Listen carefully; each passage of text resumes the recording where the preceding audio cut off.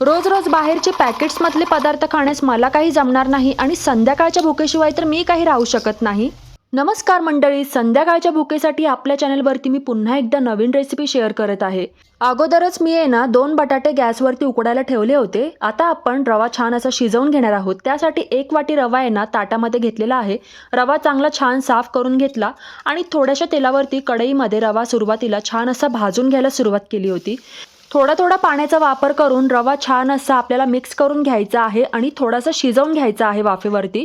2 मिनिटं आपण रवा छान असा झाकून ठेवणार आहोत. आता बटाटे उकडून झालेले आहेत. त्याच्यावरची साल सुद्धा आपल्याला अशा पद्धतीने काढून घ्यायचे आणि सर्व बटाटे छान असे स्मॅश करून घ्यायचे आहेत.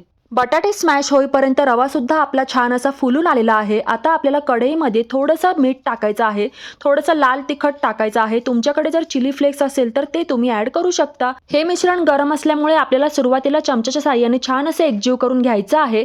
उकडलेला बटाटा जो आपण स्मॅश केलेला आहे तो सुद्धा ह्यामध्ये ॲड करायचा आहे आणि सगळं छान असं एकजीव करून मळून घ्यायचं आहे आणि घट्टसर गोळा तयार करून घ्यायचा आहे.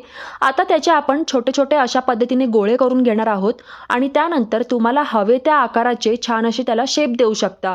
मी इकडे अशा पद्धतीने गोल गोळे करून त्यावरती काटेरी चमच्याच्या साहाय्याने अशा पद्धतीने डिझाईन करून घेतलेली आहे.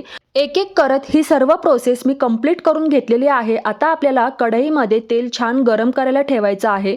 गॅसवरती कढई मी अगोदरच तापत ठेवली होती. आता त्याच्यामध्ये तेल टाकून तेल छान गरम झालं की एक एक बाईट्स तेलामध्ये सोडून द्यायचे आहेत आणि मंद आचेवरती छान असे तळून घ्यायला सुरुवात करायची आहे.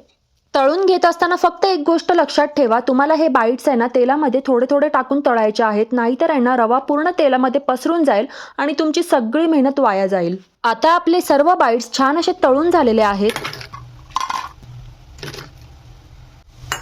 बाईट्सवरती मसाला बुरबुरवण्यासाठी आपण एक छोटासा मसाला तयार करून घेऊयात. लाल तिखट, थोडीशी हळद, त्याचबरोबर थोडंसं मीठ, हे सगळं छान असं मी हाताने एकजीव करून घेतलेलं आहे आणि असा हा आपला मसाला तयार झालेला आहे. हा मसाला तळलेल्या बाईट्सवरती अशा पद्धतीने आपल्याला छान असा पसरवून घ्यायचा आहे.